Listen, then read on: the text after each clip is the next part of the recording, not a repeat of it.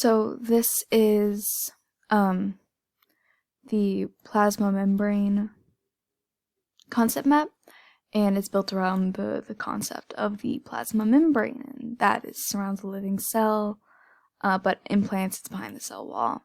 So first off, we're going to go to proteins, and proteins we have our surface proteins, which we can have on the surface. We can have lipid-linked membrane associated protein, which is a protein that is outside the lipid bilayer on one side or the other, attached to the membrane only by one or more covalently attached lipid groups. And then we have our anchor membrane proteins, which are on the surface of the cell membrane and covalently attached to parts. The monolayer associated protein, which is located in the cytosol, and it's related with the inner leaflet of a lipid bilayer by an I can't pronounce that word, alpha helix exposed on the surface of the protein. And we have our glycoprotein, which is any protein attached with one or more covalently linked oligosaccharide chains, and includes most secreted proteins and most proteins exposed on the outer surface of the plasma membrane. And because it's most of the proteins exposed in the outer membrane, I put that in the surface proteins. We also have our membrane proteins, which are they're associated with the lipid bilayer, and can either be integral or peripheral. And we have that is a protein that is temporarily adheres to the biological membrane, and the integral is the protein that firmly anchors to the plasma membrane. And we also have our regular proteins, which are the ones attached to the membrane-associated protein, which is bound indirectly to one or the other face of the membrane, held in place only by the relatively weak non-covalent interactions with other membrane proteins.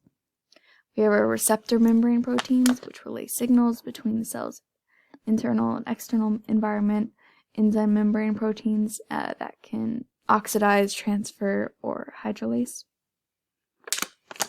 They do oxo-redox reactions. Transporter membrane proteins, which any protein embedded in a membrane that serves as a carrier of ions or small molecules from one side to the other. And that has another arrow that's attached to it that comes all the way down and is from the transportation side. And then we have two models.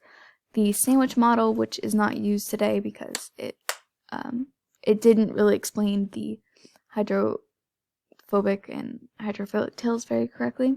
And it was a model of the cell membrane, which is a phospholipid bilayer sandwiched between two continuous layers of proteins. And the fluid mosaic model, which is currently accepted, and envisions the membrane as a mosaic of individually inserted protein molecules drifted laterally in a fluid bilayer of phosphates.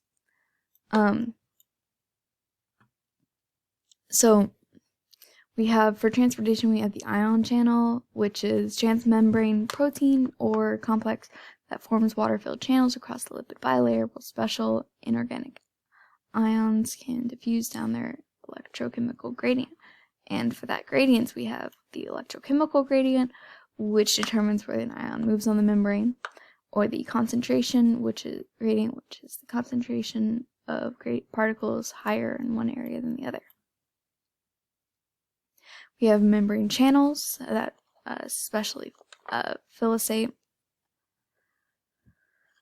the passive diffusion of small molecules through membrane, active transport, which is a solid moving across the membrane's electrochemical charge gradient, and it needs energy to do that. Gated ion, which opens quickly from a specific stimulus, the channel-mediated passive transport, which is movement of small polar molecules along the gradient concentration through channel structures, and the passive transport, which moves small molecules or ions across the membrane due to difference in concentration or electrical charge. And for transportation, we also have osmosis, which is the movement of water molecules on a semi-permeable membrane from concentration of a solute on either side. And we have our isotonic solution, which is equal osmotic pressure, hypertonic, which is a higher osmotic pressure than another solution, and the hypotonic, which is any solution with lower osmotic pressure.